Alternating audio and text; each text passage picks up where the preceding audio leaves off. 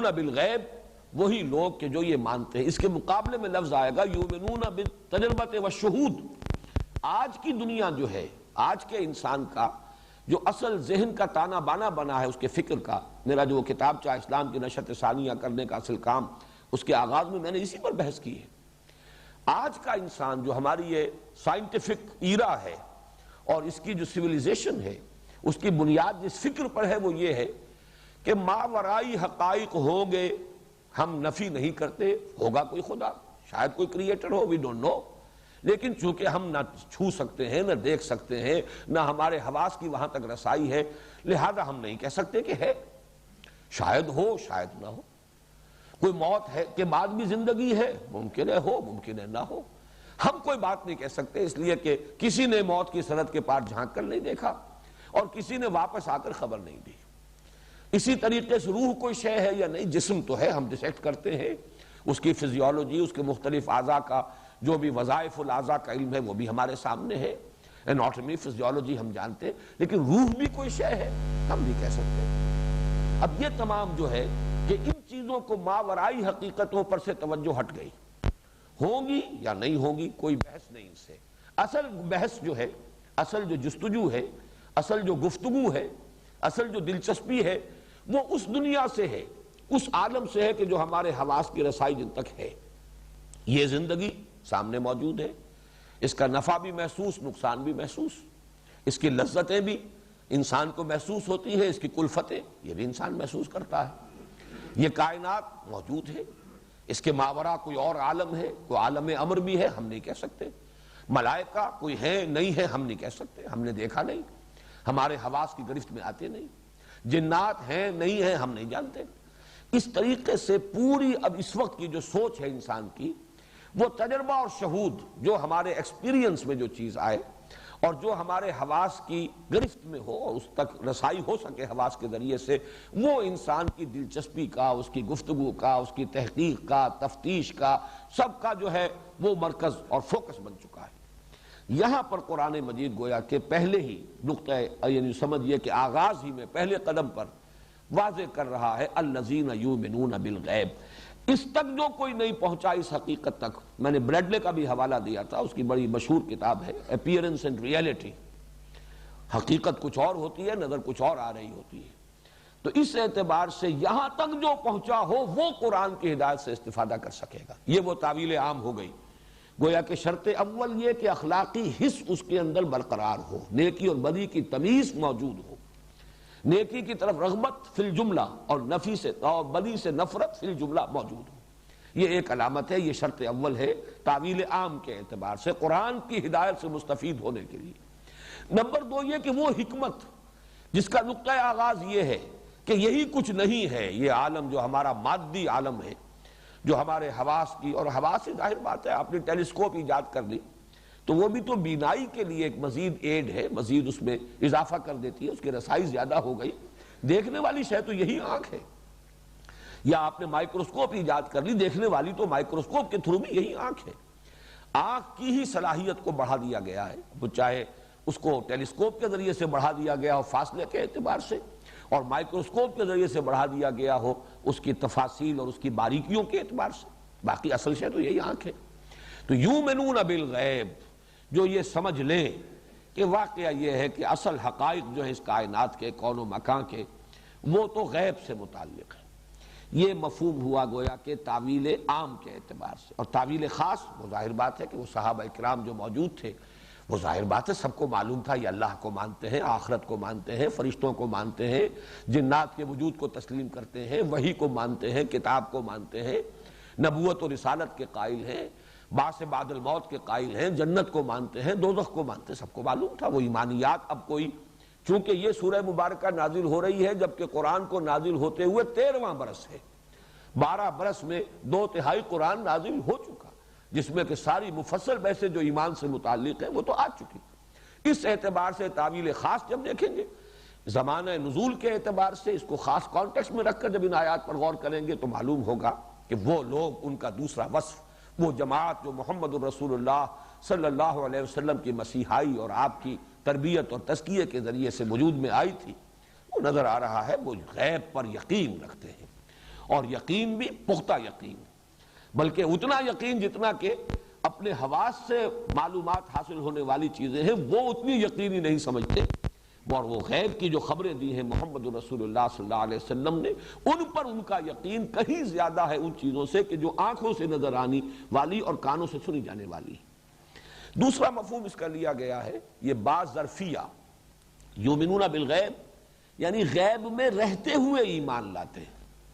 اصل میں یہ ایک بڑی عمدہ تعبیر ہے، مولانا امین حسن اصلاحی صاحب نے بہت ہی شد و مد کے ساتھ یہ دوسری رائے ظاہر کی ہے۔ عام طور پر مفسرین کی رائے وہی ہے جو میں پہلے بیان کر چکا ہوں، لیکن یہ کہ بعض ظرفیہ قرآن مجید میں اس کا بہت سا استعمال ہوا ہے۔ الذین یخشون ربہم بالغیب وہم من الساعۃ مشفقون، سورہ انبیاء کی آیت نمبر 49 ہے۔ اپنے رب سے ڈرتے رہنا غیب میں ہوتے ہوئے۔ اب یہاں پہ بالغیب جو ہے غیب پر اس معنی نہیں ہو سکتے اس کے، الذین یخشون ربہم بالغیب، یہ ظرف کو کہ کہاں آپ ہیں، آپ غیب میں ہیں، یہ بڑا پیارا انداز ہے۔ اصل میں اللہ غائب نہیں ہے، غائب ہم ہیں، غیب میں ہم ہیں، اللہ غیب میں نہیں ہے، غیب میں ہم ہیں۔ بات تو ایک ہی ہے، ہمارے اور اللہ کے مابین غیب کا پردہ حائل ہے۔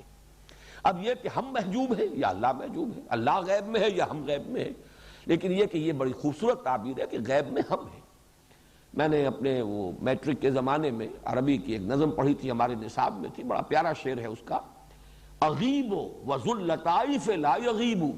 وارجوہ رجان لا یخیب، میں غائب ہو جاتا ہوں، میں غافل ہو جاتا ہوں، وہ لطائف والا یعنی اللہ ذو اللطائف وہ تو غائب نہیں ہوتا، وہ تو ہر جگہ ہے، ہر آن ہے، موجود ہے، وہ تو متوجہ رہتا ہے، وہ تو انتظار میں رہتا ہے۔ جیسے کہ آتا ہے کہ ہر رات کو اس کے آخری حصے میں اللہ تعالیٰ نزول فرماتے ہیں سمائے دنیا تک، اور پھر ندا ہوتی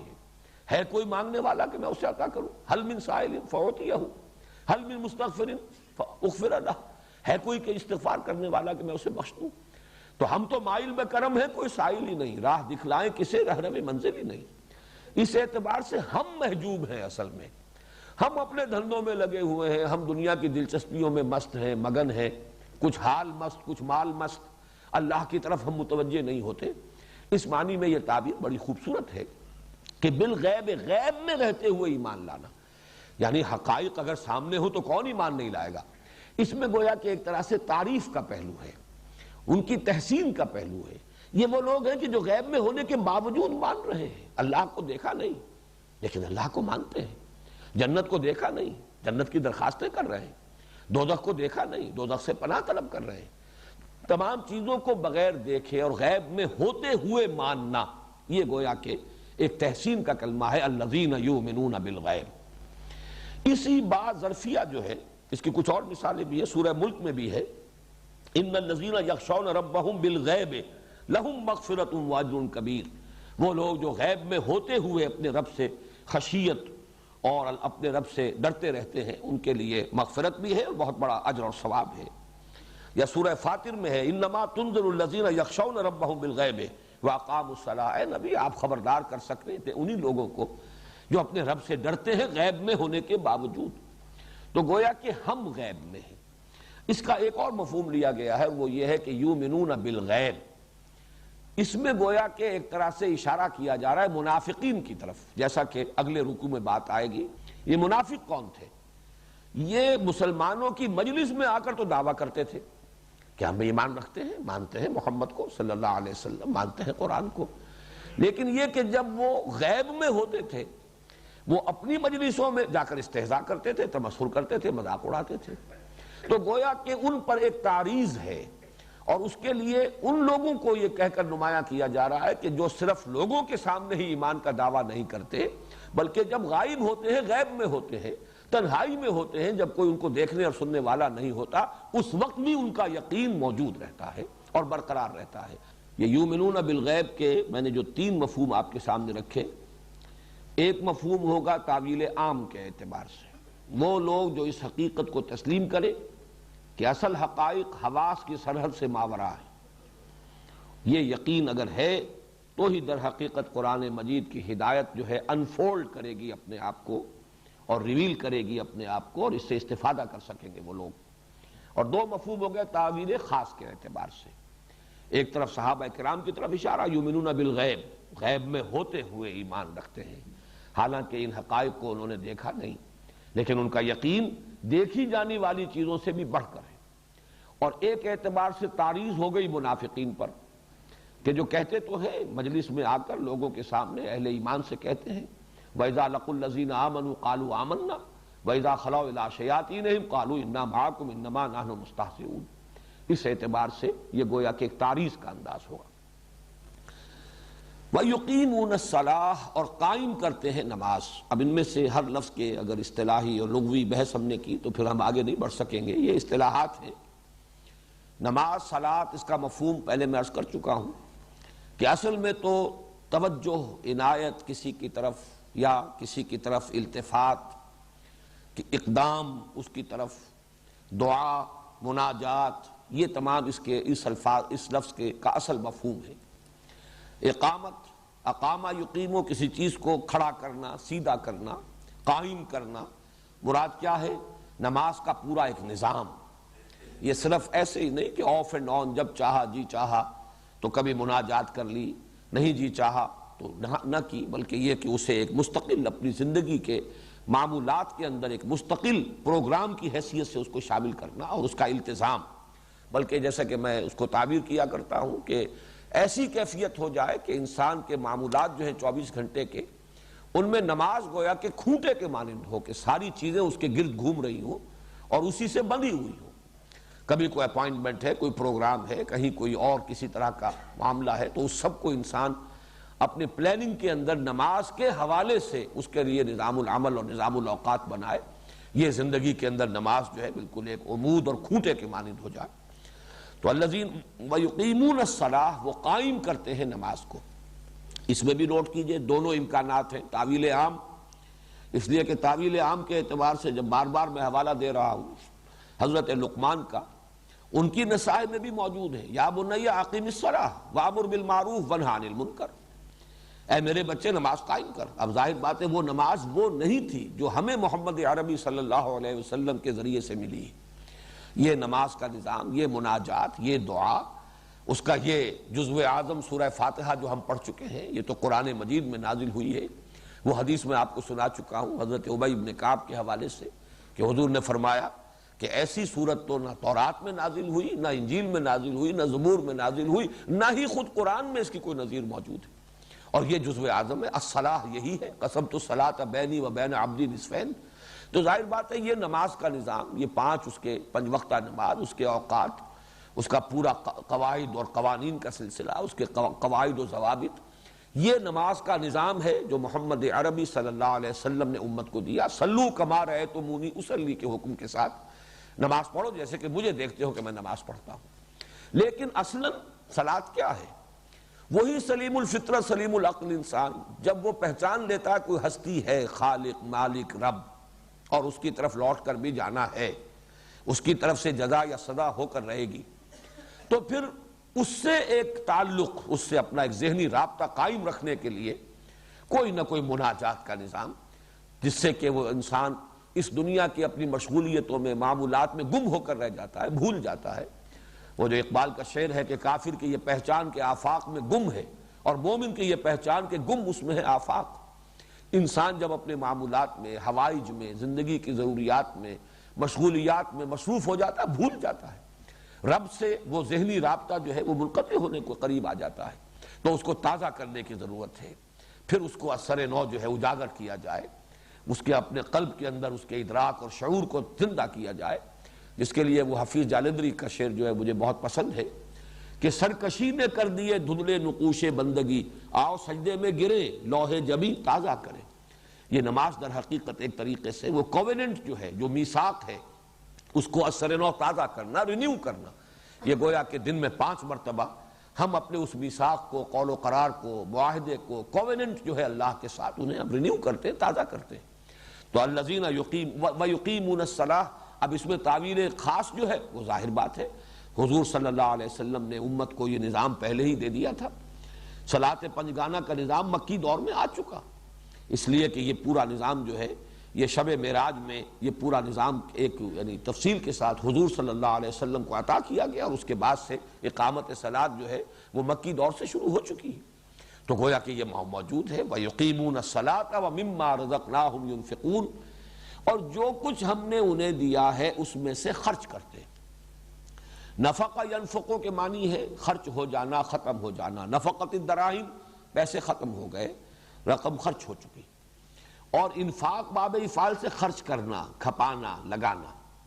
یہ ہے انفاق، لگا دینا، خرچ کر دینا، صرف کر دینا۔ اب ظاہر بات ہے کہ خرچ تو انسان کرتا ہی ہے۔ ایک تو یہ کہ خسیس لوگ، بخیل لوگ جو سینت کر رکھتے ہیں، گویا کہ ان کو بھی ایکسکلوڈ کر دیجئے یہاں، کہ یہاں اللہ مما رزقناہم ینفقون سے وہ لوگ نکل گئے، بلکہ خرچ کرنا۔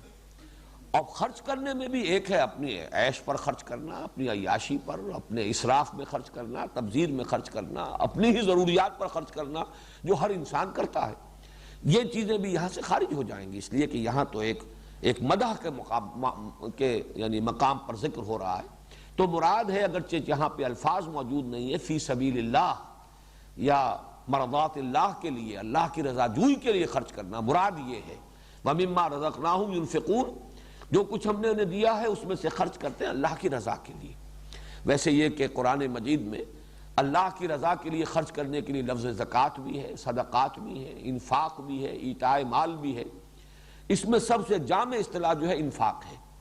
اور اس سورہ مبارکہ میں خاص طور پر انفاق کے موضوع پر آگے چل کر پورے 2 رکوع آئیں گے، بہت ہی شرح و بسط کے ساتھ یہ جو ہے اصطلاح پوری طرح پر اجاگر ہو کر نکھر کر سامنے آئے گی۔ اور اس میں زیادہ پہلو ہوتا ہے دین کے لیے خرچ کرنا، جس میں سے جیسے کہ مثال ہمارے سامنے حضرت ابو بکر صدیق کی ہے رضی اللہ تعالی عنہ۔ وہ خاصے بڑے سرمایہ دار تھے، تاجر تھے، سرمایہ ان کے پاس تھا، لیکن یہ کہ انہوں نے اپنا سارا سرمایہ خرچ کر دیا، لگا دیا حضور صلی اللہ علیہ وسلم کے مشن پر۔ اور خاص طور پر یہ کہ غلاموں کے طبقات میں سے جو لوگ ایمان لائے تھے ان کو خرید کر بڑی بھاری رقمیں دے کر، جو ان کے آقا تھے منہ مانگے دام انہیں دے کر انہیں خریدا اور آزاد کیا، جن میں حضرت بلال رضی اللہ تعالیٰ عنہ سر فہرست تھے۔ تو یہ ان کا انفاق ہے۔ تو گویا کہ یہ پھر ایک علامت، ایک وصف، ان کی ایک خاص نمایاں خصوصیت، یہ تعویل خاص۔ اور تعویل عام میں گویا کہ یہاں پر وہ بخیل لوگ نکل جائیں گے، اور وہ لوگ کہ جو تبذیر پر یا صرف اسراف پر پیسہ لٹاتے ہوں اور صرف اپنے ہی لیے،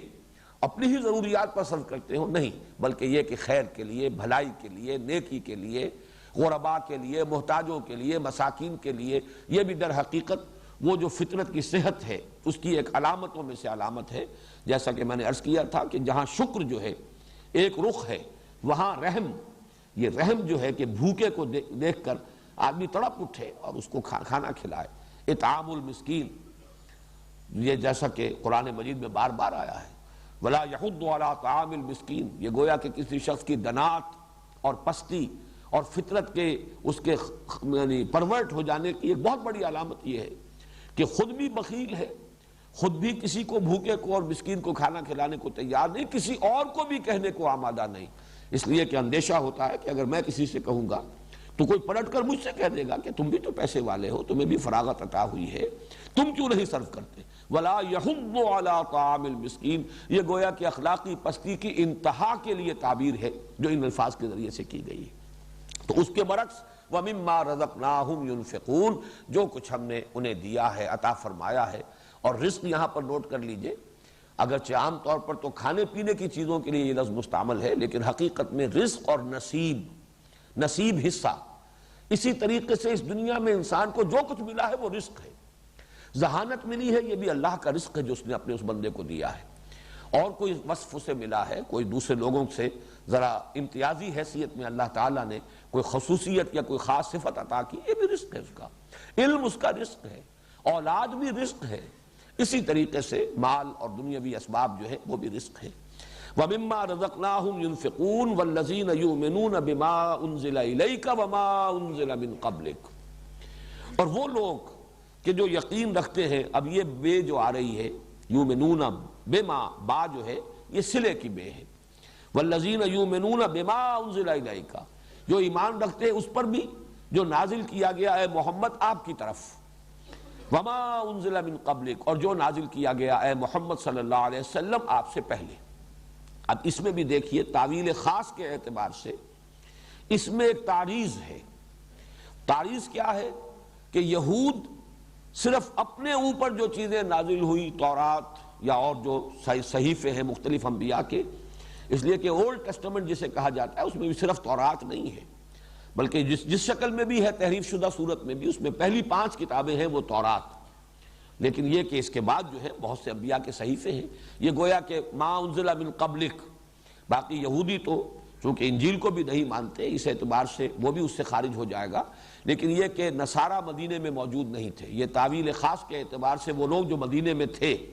اور ان کا معاملہ یہ ہے کہ وہ یہ کہتے تھے کہ ہم اور کسی کو ماننے کے لیے تیار نہیں ہیں، بس ہمارے پاس جو کتاب ہے، جو بھی ہمارے پاس اللہ کی طرف سے وحی آئی ہے وقتاً فوقتاً، ہم اس کو مانتے ہیں۔ تو تعریض ہے ان کے، گویا کہ ان کے اوپر ایک تنقید کی جا رہی ہے،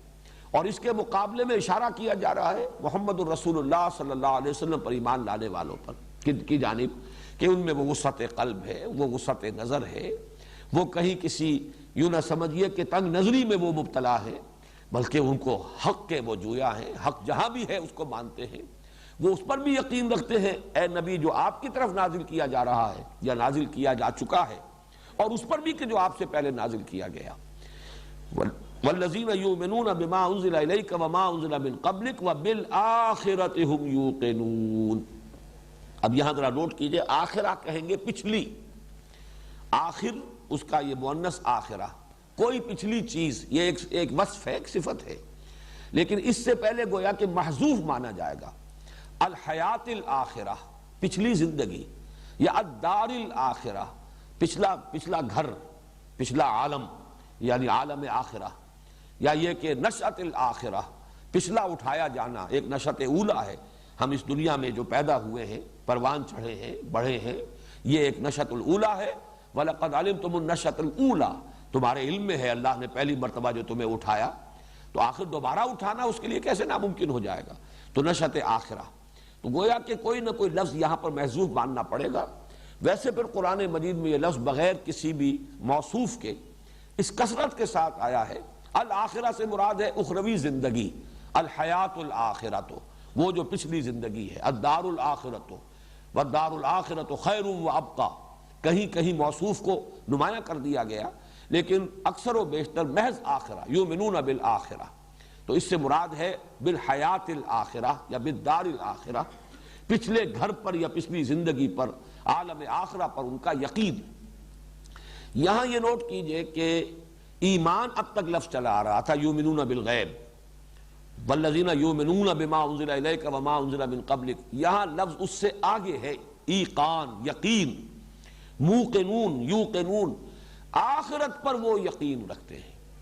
گویا کہ عمل کے اعتبار سے اہم ترین جو ہے وہ ایمان بالآخرہ ہے۔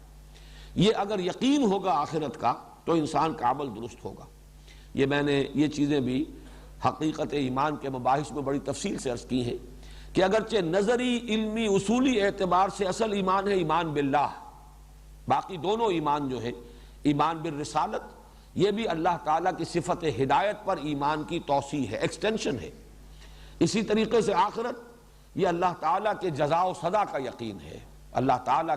کے صفت عدل کا ظہور ہے آخرت۔ اس اعتبار سے بقیہ دونوں ایمانیات جو ہیں وہ گویا کہ فروع ہیں، یہ گویا کہ شاخیں ہیں ایمان باللہ کی۔ قانونی اعتبار سے اہم ترین ایمان، یہ آگے چل کر دوسرے رکوع میں یہ بات واضح ہوگی کہ جہاں پر کہ در حقیقت پانی مرتا تھا منافقوں اور یہودیوں کے ضمن میں، وہ یہ ہے کہ وہ حضور کو ماننے کو تیار نہیں تھے، آخرت کو ماننے کا اقرار کرتے تھے اور اللہ کو ماننے کا اقرار کرتے تھے۔ وَمِنَ النَّاسِ مَن يَقُولُ آمَنَّا بِاللَّهِ وَبِالْيَوْمِ الْآخِرِ وَمَا هُم بِمُؤْمِنِينَ، گویا کہ وہاں نفی جو تھی یا کمی جو تھی وہ ایمان بالرسول کی تھی، اور قانونی اعتبار سے اہم ترین ایمان ایمان بالرسول ہے۔ رسول کو مانیں گے تبھی آپ کو معلوم ہوگا کہ اللہ کو کن اسماء و صفات کے حوالے سے ماننا ہے۔ آمنت باللہ کما ہوا باسمائہ و صفاتہ۔ اسی طریقے سے آخرت کو جب رسول کو مانیں گے تو معلوم ہوگا کہ اس کی تفاصیل کیا ہے، بعث بعد الموت ہے، حساب کتاب ہے، جزا سزا ہے، وزن اعمال ہے، جنت ہے، دوزخ ہے۔ گویا کہ قانونی اعتبار سے کوئی شخص موحد اعظم ہو اور وہ رسول کو نہیں مانتا وہ کافر شمار ہوگا۔ کوئی شخص کتنا ہی آخرت کو مانتا ہو، رسول کو نہیں مانتا، وہ کافر قرار پائے گا۔ تو قانونی اعتبار سے اصل ایمان بالرسول، اور عملی اعتبار سے انسان کے اپنے عمل اور اخلاق کے درستی کے اعتبار سے اہم ترین ایمان بالآخرہ۔ اگر جزا و سزا کا یقین ہے، بعث بعد الموت کا یقین ہے کہ مرنے کے بعد جی اٹھنا ہے، اور ہر عمل کی جواب دہی کرنی ہوگی، اور ہر عمل جو ہے وہ وزن کے اندر آئے گا، تول میں آئے گا، جیسے کہ سورہ کہف میں فرمایا گیا ہے کہ جب وہ اعمال نامہ لا کر رکھ دیا جائے گا، وَوُضِعَ الْكِتَابُ فَتَرَى الْمُجْرِمِينَ مُشْفِقِينَ مِمَّا فِيهِ وَيَقُولُونَ يَا وَيْلَتَنَا مَا لِهَذَا الْكِتَابِ لَا يُغَادِرُ صَغِيرَةً وَلَا كَبِيرَةً إِلَّا أَحْصَاهَا، اس نے تو کوئی چھوٹی چیز بھی نہیں چھوڑی، تمام اعمال کا اس نے احاطہ اور احصاء کیا ہوا ہے۔ اگر یہ یقین ہے تو پھر آدمی تیر کی طرح سیدھا ہو جائے گا، پھر اس کا ہر عمل جو ہے صحیح ہوگا۔ وہ زبان سے ایک لفظ نکالنے سے پہلے بھی تولے گا کہ مجھے یہ لفظ کہنے کا حق ہے یا نہیں، اور اگر یہ یقین نہیں ہے تو پھر لاپرواہی ہے، لاؤبالیانہ انداز ہوگا، جو چاہے گا کہے گا، جو چاہے گا کرے گا۔ تو بالآخرت ہم یوقنون، یومنون کی بجائے ایمان سے ایک جو اور کیفیت جو ایمان کی اس کی گہرائی جو ہے، یقین کی کیفیت، ایک ایمان جو ہے ایمان باللسان بھی ہے، ایک ایمان جو ہے وہ زبانی اظہار ہے، اور ایک ایمان جو حقیقی ایمان ہے وہ ہے یقین بالقلب، یقین قلبی۔ یقین پیدا کرے ناداں یقین سے ہاتھ آتی ہے، وہ درویشی کے جس کے سامنے جھکتی ہے فغفوری۔ تو یہاں آخرت کے ساتھ یہ لفظ یقین آیا ہے، وَبِالْآخِرَةِ هُمْ يُوقِنُونَ، آخرت پر تو، اور اس میں جو آپ نے دیکھا ہے اصل میں تو وَهُمْ يُوقِنُونَ بِالْآخِرَةِ، اگر اس کو پیرافریز کیا جائے، اگر جملہ جو ہے جیسے کہ عام کنسٹرکشن ہوتی ہے اس میں تو یہ ہونا چاہیے وَهُمْ يُوقِنُونَ بِالْآخِرَةِ وَبِالْآخِرَةِ هُمْ يُوقِنُونَ۔ اس میں ایک تو یہ کہ ایمفیسس، تاکید، آخرت پر تو گویا کہ ان کا یقین ہے، اور ہم کو یہاں پر لا کر، حالانکہ ہم کی یہاں ضرورت نہیں ہے، وَبِالْآخِرَةِ يُوقِنُونَ، یوقنون جو ہے، جو فعل ہے اس میں فاعل موجود ہے، ضمیر فاعل ہی موجود ہے، لیکن اس کو مزید جو ہے تکرار کے طور پر جو لایا گیا اور پھر اس کو مقدم کیا گیا، وہ اس اعتبار سے کہ اور زیادہ ایمفیسس ہو جائے، آخرت پر تو ان کا یقین ہے، بلکہ اس سے بھی آگے بڑھ کر آخرت پر تو انہی کا یقین ہے۔ یہ ہم لا کر یہاں پر حصر کا انداز پیدا ہوا، یعنی اس میں بھی تعریض ہو گئی کہ کہنے کو تو کچھ اور لوگ بھی کہتے ہیں کہ آخرت کو ہم مانتے ہیں، جیسے آگے چل کر آ جائے گا یہود کا قول یا منافقین کا قول، لیکن یہ کہ آخرت پر یقین حقیقتاً انہی لوگوں کا ہے جن میں یہ اوصاف موجود ہیں۔ اور اگر آپ لیں گے اس کو تعویل عام تو ظاہر بات ہے کہ آخرت کا بھی یقین یا آخرت کا ایمان یہ اس اجمالی ایمان کا جزو لازم ہے جو ہم سورہ فاتحہ میں دیکھ چکے ہیں کہ جہاں تک رسائی سلیم الفطرت صحیح العقل انسان کی ہو جاتی ہے، اس کا ایک جزو لازم یہ بھی ہے وہ مالک یوم الدین، جزا و سزا کے دن کا مالک۔ اگر یہ نہیں ہوگی تو پھر یہ ایمان باللہ اور یہ حمد اور شکر اور یہ سب نعت، یہ سب جو ہے ہو سکتا ہے ذہنی عیاشی بن کر رہ جائے۔ اصل میں جو چیز انسان کو سیدھا کرنے والی ہے، اس کے عمل کو صحیح اور درست کرنے والی ہے، اس کے اخلاق کو، اس کے معاملات کو، اس کے روش کو، وہ آخرت کا یقین ہے۔ اس کے بعد فرمایا اولئک علی ھدی من ربہم، یہ وہ لوگ ہیں کہ جو اپنے رب کی طرف سے ہدایت پر ہیں۔ یہاں جیسا کہ میں نے عرض کیا تھا وہ تعویل خاص جو ہے بہت نکھر کر آ گئی، گویا کہ اشارہ اولئک، وہ لوگ دیکھو، وہ لوگ ہیں، ابو بکر ہے، عمر ہے، عثمان ہے، طلحہ ہے، زبیر ہے، یہ سب لوگ، بلکہ یہ کہ جب حضور تشریف لائے ہیں مدینے میں تو انصار میں سے بھی بہت سے لوگ ایمان لا چکے تھے، 72 تو وہی تھے کہ جنہوں نے بیعت عقبہ ثانیہ میں حصہ لیا ہے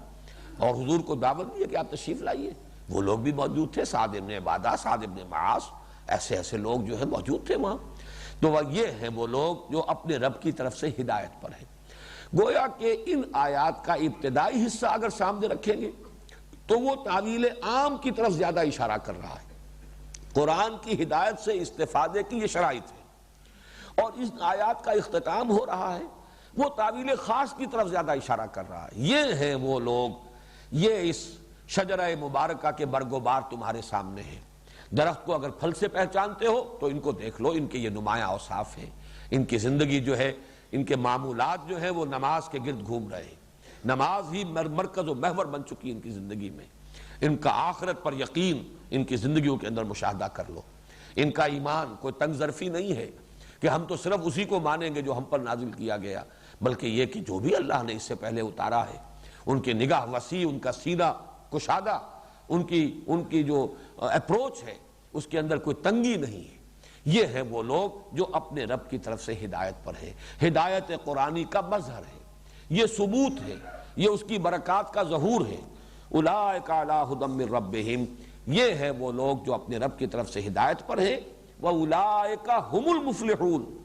اور یہی لوگ ہیں۔ پھر یہاں دیکھیے ہم یہاں پر لا کر یہ گویا کہ پھر حصر کا مضمون آ رہا ہے، یہی وہ لوگ ہیں جو فلاح پانے والے ہیں۔